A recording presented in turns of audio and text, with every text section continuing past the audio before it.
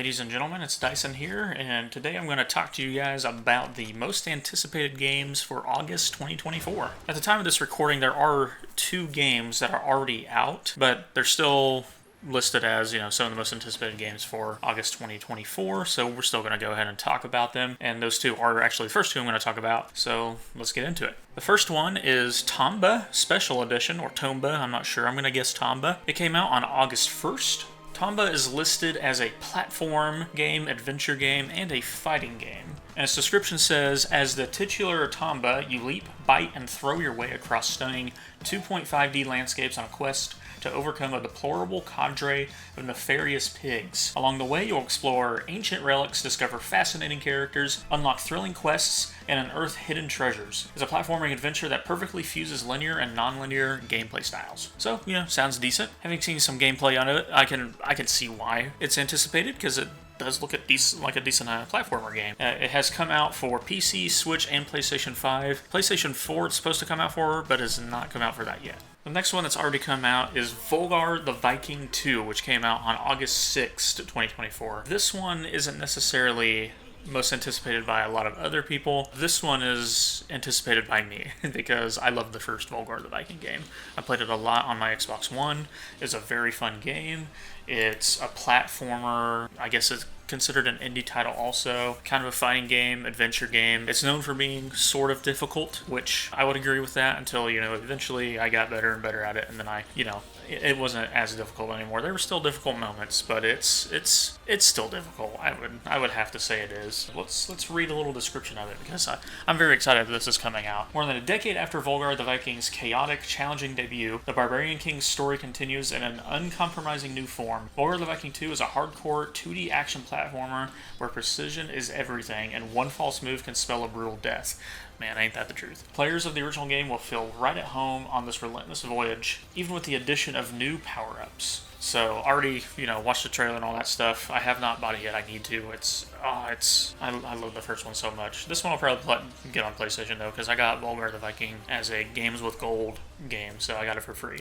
And, it got me to buy the second one, or will get me to buy the second one. It came out on PlayStation 5, Switch, Xbox One, PlayStation 4, Xbox Series X, and PC. Alright, the rest of these should not be out yet or anything like that. So, next one is The Precinct, which comes out August 15th. The Precinct is an indie game. It's a simulation, shooter, and adventure game. And I'm going to read you the description because this one, I can see why other people have anticipated it. It does actually look pretty decent. It's not something I'm personally going to play, but I can see why other people would like to play it because it's a police officer simulation game.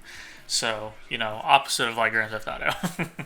You play as Officer Nick Cordell Jr. He's a rookie beat cop fresh out of the academy. You're on the front line of defense for Averno's citizens. Dive into a world of thrilling car chases, procedurally generated crimes, and a healthy dose of 1980s noir as you protect the populace and solve the mystery of your father's murder in the line of duty. The Precinct combines police sim detail with action sandbox spectacle. Not going to read the full summaries or anything like that. Just a little tease is all I'm going to read for these, by the way. So yeah, watching gameplay and stuff like that, it does look like it does look pretty fun. The procedurally generated crimes is the thing that I was like, that's cool. I like that, where it's just the game system, whatever they used for it, they just try to make a crime for you out of whatever, and procedurally generated stuff, if done right, is really good. When it's not done right, it's kind of like, oh no, but when it's done well, it's awesome. That is coming out for PC, Xbox Series X, and PlayStation 5. Next is not a game that's coming out, but it's an update to a game. This is an anticipation for me and probably other people, but definitely for me and my friends, and from what I've seen online, definitely other people. We'll just count it as I'm anticipated for it, for the sake of the video. On August 16th, the new Fortnite Battle Royale season begins, which means the current one ends. The current season is, Chapter 5, Season 3 Wrecked. Not a super fun season for me and a lot of my friends, especially early on. As the season has gone on, we've been having more fun with like reload and stuff like that.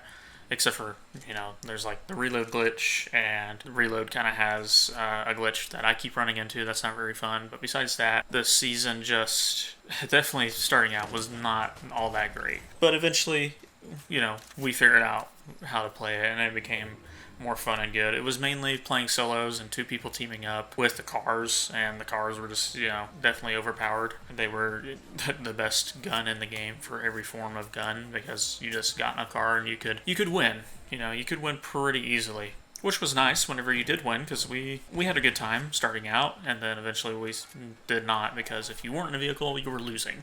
And that's what we didn't like. We wanted to not be in a vehicle all the time. But when we really wanted to win, we'd hop in the vehicles, because, well, duh.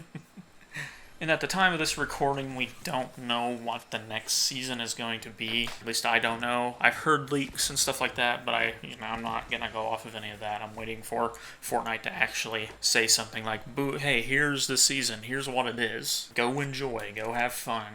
Blah blah blah." We have not seen anything like that yet. As I'm recording this, hopefully soon though. Up next, we have Black Myth: Wukong, which comes out on August 20th. Me, myself, and a bunch of other people are anticipating this one, so it is listed as one of the most anticipated games for August, and I'm also anticipating this one. It looks very good. It's going to be a good one. It's listed as an action role-playing game, adventure game, fighting game, and a straight-up adventure game. But let's go read what the summary has to say about it. Black Myth: Wukong is an action RPG steeped in Chinese mythology, drawing inspiration from Journey to the West, a cornerstone of China's 4 great classical novels. Embark as the chosen one, delving into the wonders and trials that await, and unveil the concealed truths behind a storied legend of yore.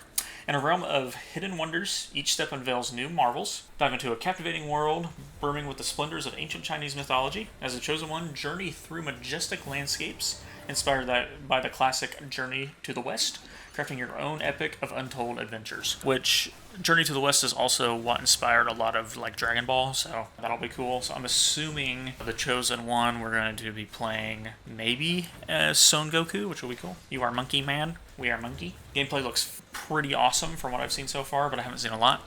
So I just remember from when it was first teased or announced or whatever, I just remember seeing gameplay and it looking really fun, looking just really good, and just hoping it was actually going to be that good. So we'll see as it comes out. Probably not going to get it right away, just because I don't need to buy every game that comes out, but I'm going to guess I get this one. This one is coming out for Xbox Series X, PlayStation 5, and PC.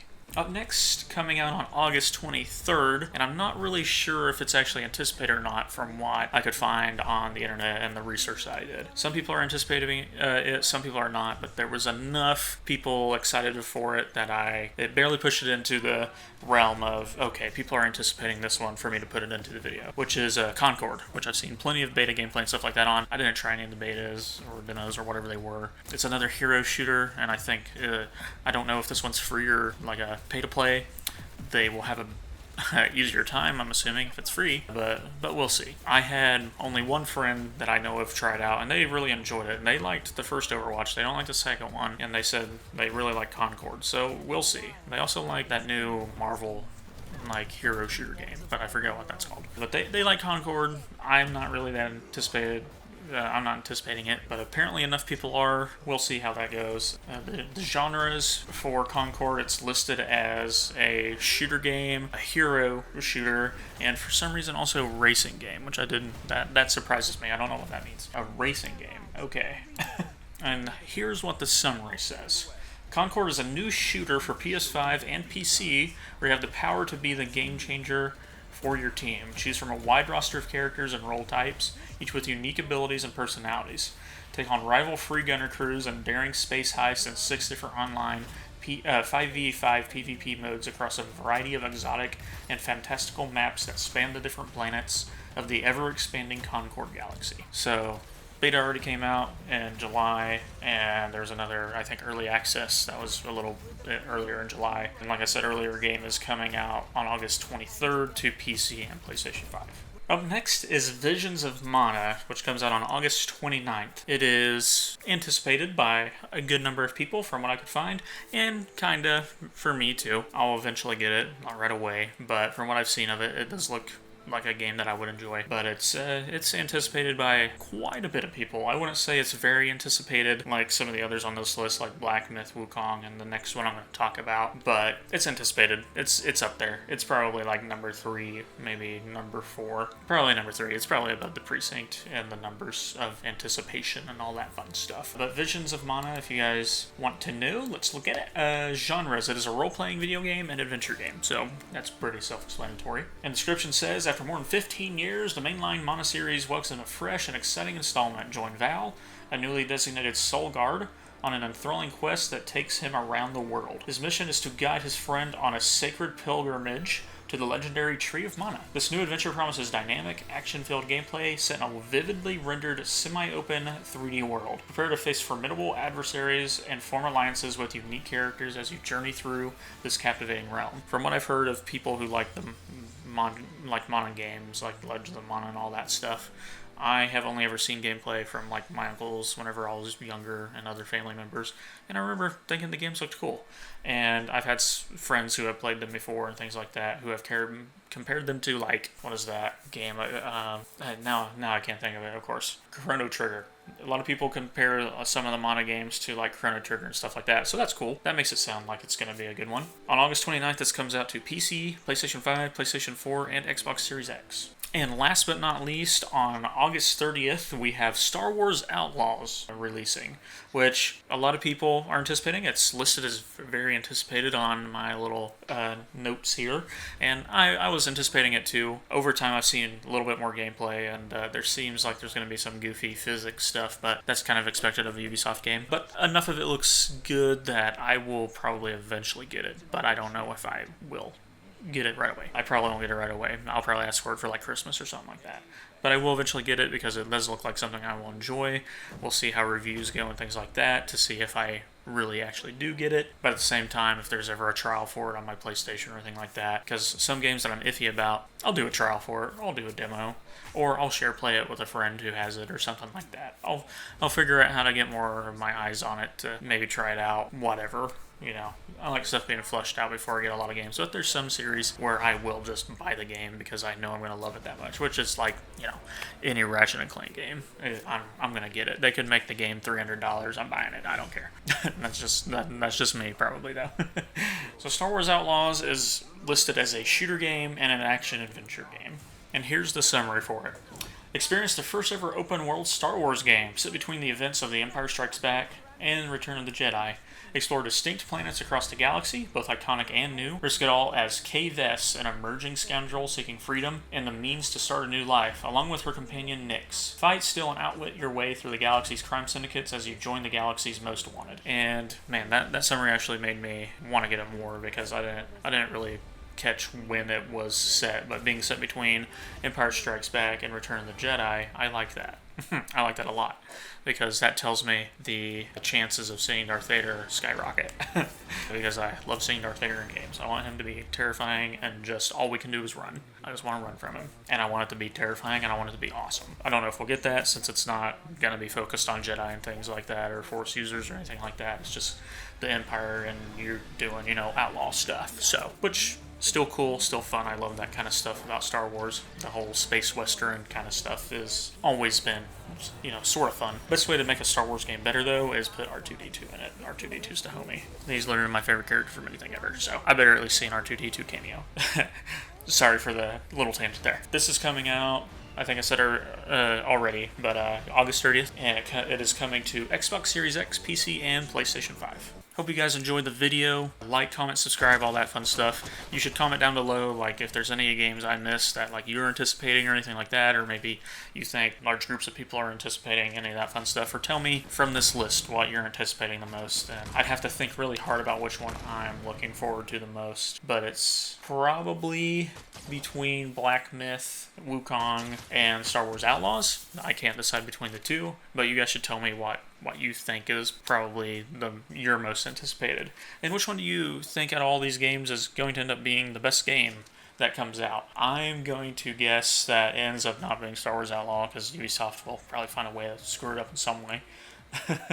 I mean, I hope not. I hope it's amazing, but we'll see. I would say that, again, Black Myth's probably going to do well, but the Precinct should come out and surprise us with some really good reviews and things like that. Well, we'll have to see. But again, thanks everyone for watching. Hope you guys enjoyed, and toodaloo.